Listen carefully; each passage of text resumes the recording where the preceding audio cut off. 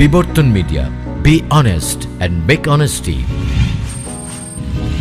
সত্যের পক্ষে গান গাই বলে আমি বিদ্রোহী, সত্যের পথে ডাকি বলে আমি বিপ্লবী। কোরআনের কথা বলি তাই বলে আমাকে মৌলবাদী, কোরআনের কথা বলি তাই বলে আমাকে মৌলবাদী। জিহাদের কথা বলি তাই বলে আমাকে জঙ্গিবাদী। কেন বিদ্রোহী বিপ্লবী মৌলবাদী আমি জঙ্গিবাদী, বিদ্রোহী বিপ্লবী মৌলবাদী কেন জঙ্গিবাদী? ঠিক কিনা? জন্মের পরে কানে আজান কি দেয়নি, তুমি মৌলবাদী ছাড়া হওনি। আবার মরণের পরে জানাজা পড়াবে, তখন কোথায় পালিয়ে যাবি? বিদ্রোহী বিপ্লবী মৌলবাদী কেন জঙ্গিবাদী, বিদ্রোহী বিপ্লবী মৌলবাদী কেন জঙ্গিবাদী? বেহায়া নারীর এই কেমন কথা, বোরকা দেখলেই মাথা ব্যথা।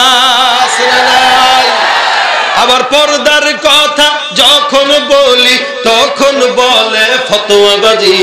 বিদ্রোহী বিপ্লবী মৌলবাদী কেন জঙ্গিবাদী? কি মনে করে ওই হনুমান, দাড়ি টুপি দেখলেই তালেবান। আবার সিংহের চেয়েও বেশি ভয় পায় মাথায় পাগড়ি দেখে যদি। বিদ্রোহী বিপ্লবী মৌলবাদী কেন জঙ্গিবাদী, বিদ্রোহী বিপ্লবী মৌলবাদী কেন জঙ্গিবাদী?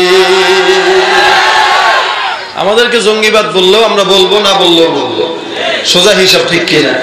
হক কথা যতদিন আছে ইনশাআল্লাহ বলে যাবই।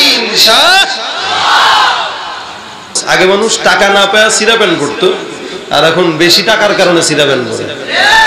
রাস্তার দুই ধারে সিনেমা হলের উপরে পাগলের বেশ ধরে শরীরটা খালি করে মানুষের সুরতে ও ইবলিসকে যাকাতের কাপড়টা ওকে তুলে দে।